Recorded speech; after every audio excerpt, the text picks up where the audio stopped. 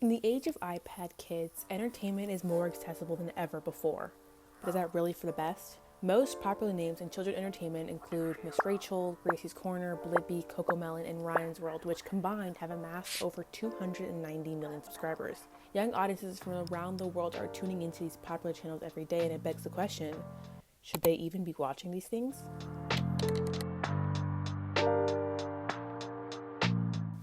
My name is Katiana McDaniel, and I will be discussing the trends, advertisement, and the impact children's content has on their development. YouTube, as a platform, has opened the door to an enormous amount of high-quality content for children. Parents and caregivers now have access to educational videos, storytelling, music, and skill-building content created by passionate educators and creators who genuinely care about child development. Some channels are designed to teach literacy, problem solving, or social skills, while others focus on entertainment and creativity. This variety gives families the flexibility to choose content that best fits a child's needs and interests. And while many channels are built from passion and care, there are also countless others designed primarily to capture attention and generate revenue. Some creators push boundaries using exaggerated visuals, sensational themes, or misleading thumbnails to maximize clicks. In an environment where attention equals profit, content quality can vary widely, making thoughtful curation by parents and caregivers more important than ever before. What are kids watching? A 2010 report from Common Sense Media took a closer look at what young children are actually watching on YouTube. Researchers analyzed more than 1,000 videos viewed from children's ages 0 to 8. To gather the data, parents were asked to provide lists of the most recent videos their children had watched. One of the most striking findings was that more than 1 in 4 videos watched by children ages 8 or younger were actually intended for older audiences. Even more concerning, researchers found that kids were not consistently watching content with high educational value. This was true even though most parents in the study reported actively monitoring their child's YouTube usage. When researchers broke down the content by age-appropriate categories, about 18% fell into early childhood content. These videos include nursery rhymes, educational cartoons, and 3D animated music videos. Around 35% were categorized as early elementary, which included toy videos, family vlogs, cartoons, Disney music videos, and child-directed content focused on art, dancing, and DIY activities. Another portion fell into the everyone category, which covered a wide range of family-friendly content such as cooking shows, nature programs, and general entertainment. Overall, about 73% of the videos were considered age-appropriate, but 27% were not. Much of this less appropriate content was designed for tweens and teens, including gaming videos, reality-style channels, vlogs, and online challenges. While these videos aren't always explicitly inappropriate, they often include strong language, risky behavior, or adult humor that younger children may not fully understand. Additional research has also found that exposure to physical violence and consumer-driven messaging is common within children's YouTube content. Taken together, these findings suggest that even with parental monitoring, young viewers are regularly encountering content that may not align with their developmental needs. Advertisement. Research has also found that advertising is nearly unavoidable in early childhood content.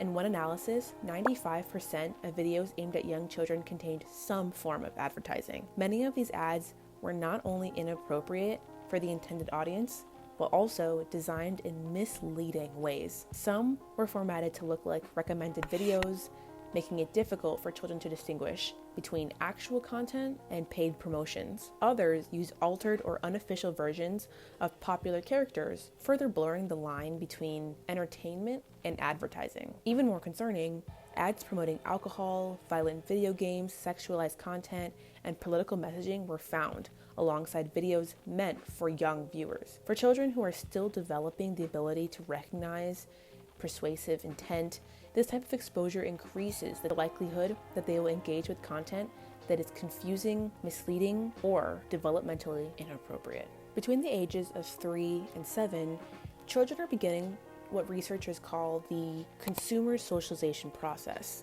This is the stage where kids start learning how to function as consumers, understanding brands, recognizing products, and forming preferences. As they grow older, they gradually refine these skills and become better at navigating advertisements. This development happens alongside broader cognitive and social growth, meaning younger children are especially vulnerable to persuasive messaging. At this early stage, children are far more likely to be influenced by advertisements because they struggle to distinguish between entertainment and marketing. While many kids can recognize the selling intent behind traditional TV commercials or YouTube pre-roll ads, research shows that they have a much harder time identifying influencer marketing. When a favorite creator casually promotes a product during a video, young viewers often perceive it as a genuine recommendation rather than paid advertising. This concern has already drawn regulatory attention. The Federal Trade Commission fined Google, YouTube's parent company, $170 million for collecting data from children without parental consent and using that information to target them with advertisements. This case highlighted how digital platforms not only expose children to advertising, but also actively shape the ads they see based on their behavior, raising serious questions about how consumer socialization is evolving in the age of influencer-driven content. Impact on development. The importance of age-appropriate content is often overlooked, yet it plays a critical role in children's learning and development. For example, television content designed for 5-year-olds differs significantly from content intended for 10-year-olds. When this variation isn't taken into account, it can lead to misleading conclusions about learning effects and developmental outcomes. In other words, not all children's media is interchangeable, and exposure to content outside a child's developmental level may shape how they process information and form behaviors. At the same time, YouTube has become deeply embedded in children's daily lives. Research shows that 21% of children begin using YouTube before the age of 4. By ages 8 to 9, children are watching the platform about 5 days a week, averaging nearly 70 minutes per day. With this level of exposure, video content is no longer just occasional entertainment. It becomes a consistent part of the developmental environment. Because much of this viewing is guided by algorithmic recommendations, children often consume content passively rather than actively seeking out their own interests. Some researchers suggest this may influence the development of persistence and self-control. When entertainment is continuously delivered without effort, children may have fewer opportunities to practice sustained attention or goal-directed exploration. Over time, these patterns can create developmental cascades, potentially shaping how children are perceived in learning environments, including being viewed as less hardworking or less persistent. ElsaGate. We often see repeating trends in children's YouTube spaces, and creators quickly capitalize on whatever captures attention. Once a format proves successful, it gets replicated again and again, sometimes hundreds or even thousands of times. Writer and artist James Birtle explored this phenomenon when he dove into some of the stranger corners of children's YouTube, including the endless variation of the Finger family song. Finger family videos start appearing everywhere, and you get versions in different languages with popular kids' cartoons using food, or frankly using whatever kind of animation elements you seem to have lying around. And millions of these videos available online in all of these kind of insane combinations. Because it's impossible to know where these things are coming from. Like, who is making them? Some of them appear to be made of teams of professional animators. Some of them are just randomly assembled by software.